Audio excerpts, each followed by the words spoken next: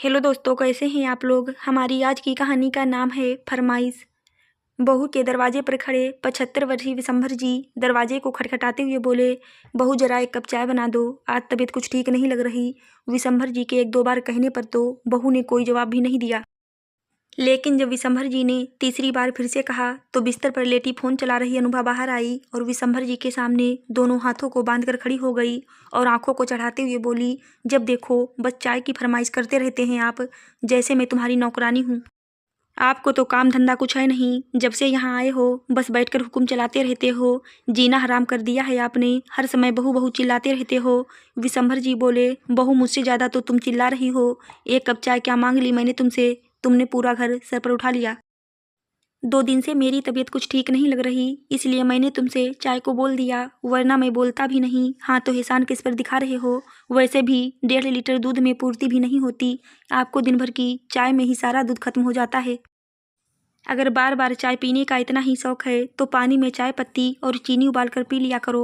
तभी उनका बेटा मनोज कमरे से बाहर आया और बोला, बाबूजी, एक दिन नहीं जाता जो घर में आपकी वजह से चिकचिकना होती हो। पर बेटा, मैंने क्या किया। मैंने तो बस बहू से, बाबूजी, अगर आपको इस घर में रहना है तो जैसा मिल जाए वैसा खा लो, और यह दिन भर की चाय भी अपनी बंद कर दीजिए, ज़्यादा चाय भी शरीर को नुकसान देती है।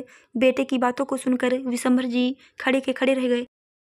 दरअसल अभी कुछ महीने पहले ही विशंभर जी की पत्नी निर्मला जी का निधन हो गया था। निर्मला जी की सभी क्रियाकर्म पूरा करने के बाद उनका बेटा मनोज बाबूजी को अपने घर ले आया। निर्मला जी के मरने से पहले दोनों पति पत्नी गांव में अपने पुराने घर में रहते थे और बेटा बहू गांव से बाहर मेन रोड पर नए घर में रहते थे, जिसे विशंभर जी और निर्मला जी ने बड़े ही चाव से बनवाया था। उनके जाने के बाद बेटा बहू विशंभर जी को अपने साथ ले आए। विशंभर जी अपनी नौकरी से रिटायर हो चुके थे। उनकी 2 बड़ी बेटी हैं। दोनों बेटी की शादी एक ही घर में हुई है और छोटा बेटा मनोज है। तीनों बच्चों की शादी निर्मला जी के सामने ही हो गई थी। बड़ी बेटी उनकी दामाद के साथ विदेश में रहती है और छोटी बेटी दामाद के साथ ससुराल में ही अपनी गृहस्थी चला रही है। उनका छोटा दामाद एक वकील है। दोनों बेटियां बड़े ठाठ से रहती हैं, खूब अच्छे घर परिवार में हैं, किसी चीज़ की कोई कमी नहीं है। पत्नी के जाने के बाद विशंभर जी पूरी तरह से टूट चुके थे, क्योंकि एक वही सहारा था जिससे वह अपने सुख दुख की बातें बतला लेते थे। उनकी बड़ी बेटी को आए कई महीने हो गए थे, क्योंकि विदेश से जल्दी जल्दी आना मुश्किल था, लेकिन छोटी बेटी अपने पिता का हालचाल पूछ जाया करती थी। विशंभर जी और उनकी पत्नी अपने उस पुराने घर में हंसी खुशी रहते थे। एक दिन दोनों पति पत्नी अपने आंगन में बैठे चाय पी रहे थे। दोनों बड़े खुश थे क्योंकि आज उनकी शादी की सालगिरह थी। निर्मला जी चाय पीकर उठीं और कप रखने के लिए जैसे ही रसोई तक पहुंची, अचानक उनके सीने में इतनी तेज दर्द उठा कि वो वहीं धड़ाम से जमीन पर गिर पड़ी और एक पल में ही उनकी सांसें टूट गईं। डॉक्टर के पास जाने तक का भी समय नहीं दिया उन्होंने। बीच मझधार में ही वह विशंभर जी को रोता बिलखता छोड़ गईं। निर्मला जी की 13वीं के बाद दोनों उनकी बेटियां और रिश्तेदारों के कहने पर मजबूरन ही मनोज विशंभर जी को अपने साथ नए घर में ले आया, क्योंकि अब एकमात्र सहारा विशंभर जी का वही था। एक तो बुढ़ापा, दूसरा पत्नी के छोड़कर जाने का गम। विशंभर जी पूरी तरह टूट चुके थे। अब वह बीमार से रहने लगे थे। उन्हें अपने साथ रखने के नाम से ही बहू के माथे में सिलवटें पड़ गई थी। सब रिश्तेदारों के आगे वह कुछ ना बोल पाई। एक कप चाय के लिए भी विशंभर जी को बेटे बहू की जली कटी बातें सुनाई पड़ती थीं। विशंभर जी अपने कमरे में बैठे मन ही मन सोच रहे थे, शायद बेटा बहू मुझे इस घर का सदस्य नहीं मानते, वरना लोग तो दूसरे इंसान को भी चाय पिला देते हैं। पता नहीं मेरी किस्मत में क्या लिखा है। विशंभर जी पत्नी को याद करते हुए बोले, तुम तो जानती हो ना कि मैं तुम्हारे बिना बिल्कुल अधूरा हूँ। फिर क्यों छोड़कर चली गई। तुम्हारे बिना जीवन में अंधकार छा गया है, बिल्कुल भी जीने का मन नहीं करता अब। मुझे भी अपने पास बुला लो। कहते कहते उनकी आंखों से आंसू की धारा बह निकली। उन्होंने अपनी आंखों से आंसू पोंछे और रसोई में पानी पीने के लिए चले गए। हाल में सोफे पर बैठा चाय पी रहा मनोज विशंभर जी को देखकर बोला, बाबूजी, आप यहाँ बार बार चक्कर मत लगाओ। कुछ ही देर में मेरे दोस्त आने वाले हैं, जाइए अपने कमरे में जाकर बैठ जाइए, और हाँ, कमरे से बाहर मत आना, वरना उन लोगों के सामने मेरी बेइज्जती हो जाएगी। बेटे की बात सुनकर विशंभर जी उसकी तरफ हैरानी से देखने लगे। वह कुछ नहीं बोले और चुपचाप अपने कमरे में जाकर अपनी पत्नी की तस्वीर की तरफ देखते हुए बोले, देखा निर्मला, बेटे की परवरिश के लिए न जाने हमने क्या क्या पापड़ बेले। आज इसी बेटे को अपने इस बाप की वजह से बेइज्जती महसूस होने लगी है।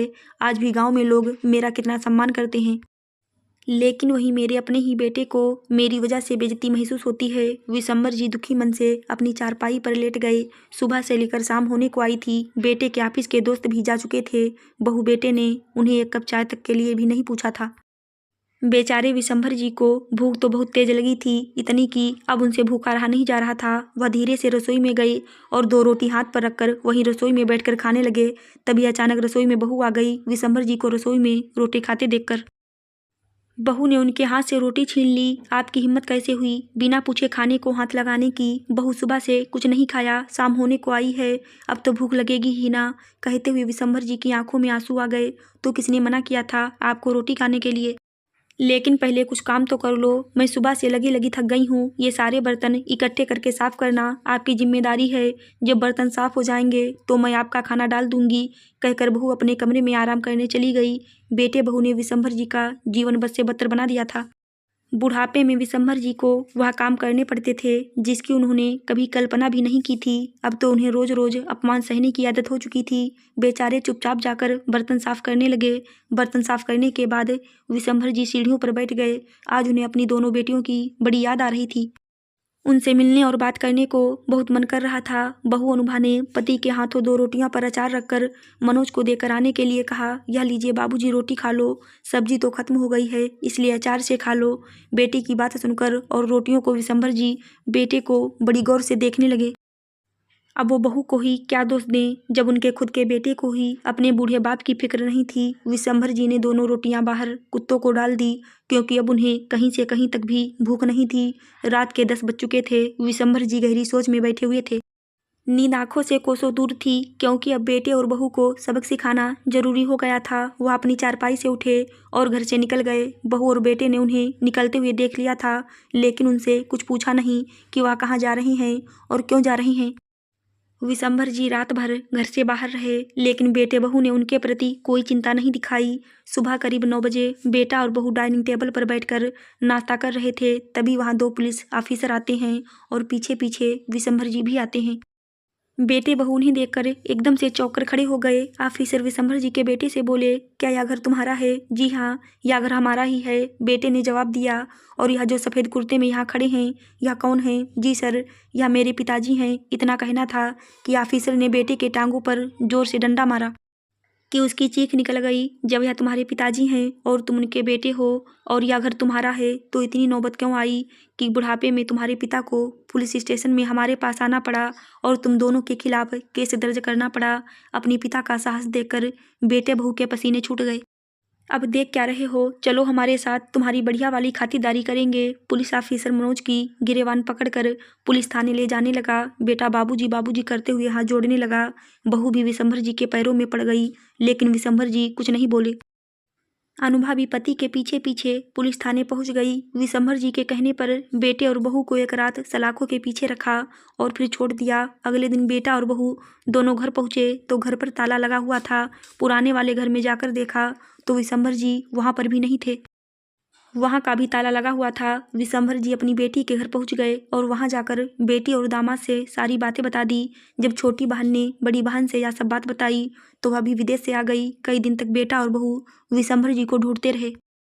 फिर एक दिन मनोज पत्नी को लेकर अपनी बहनों के घर पहुंच गया। विशंभर जी डाइनिंग टेबल पर बैठे थे। एक बेटी उनको अपने हाथों से खाना खिला रही थी तो एक बेटी खाना परोस रही थी। जब दोनों बहनों की नज़र मनोज और उसकी पत्नी पर पड़ी तो दोनों की आंखें गुस्से से लाल हो गईं।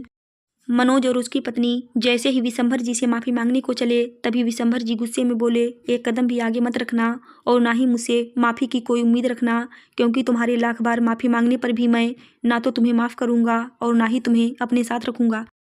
दीदी आप ही समझाइए ना बाबूजी को। मनोज अपनी बहनों से बोला, क्या समझाएं हम बाबूजी को, यहीं की बेटे बहू के अत्याचार सहते रहो, घर के काम करते रहो, खाने में सूखी रोटी खाओ, यही सब समझाएं क्या? विशंभर जी की बड़ी बेटी गुस्से में बोली, अरे समझना तो तुम्हें चाहिए था। जब तुम्हारी पत्नी बाबूजी के साथ गलत व्यवहार करती थी, उन पर अत्याचार करती थी, एक बार भी तुमने रोकने की कोशिश नहीं की बल्कि उसका साथ दिया। मनोज बोला, बाबूजी हमें अपनी गलती का एहसास है। बाबूजी अब हम कहाँ जाएं? कुछ तो तरस खाओ हम पर, कम से कम हमें उस पुराने वाले घर की चाबी ही दे दीजिए, हम वहाँ पर रह लेंगे। विशंभर जी बोले, पुराना घर भूल जाओ, ना पुराना मिलेगा ना नया मिलेगा, क्योंकि दोनों घर मैंने बेच दिए हैं। विशंभर जी की बात सुनकर बेटे और बहू को जोर का झटका लगा। दोनों के दोनों विशंभर जी को बड़ी हैरानी से देखते रह गए। जब उन्हें लगा कि अब कुछ नहीं हो सकता तो दोनों मुंह लटकाकर वहां से चले गए। विशंभर जी ने उन पैसों से बेटी के आसपास ही एक छोटा सा घर खरीद लिया और बचे हुए पैसे विशंभर जी ने अपने बैंक अकाउंट में जमा कर दिए, जिसमें नॉमिनी उन्होंने अपनी दोनों बेटियों को बना दिया। विशंभर जी के महीने भर का खर्चा उनकी पेंशन से ही आराम से चल जाता है। बड़ी बेटी तो कुछ दिन रहकर विदेश वापस चली गई थी, लेकिन छोटी बेटी घर पास होने की वजह से अपने बाबूजी के पास आ जाती है।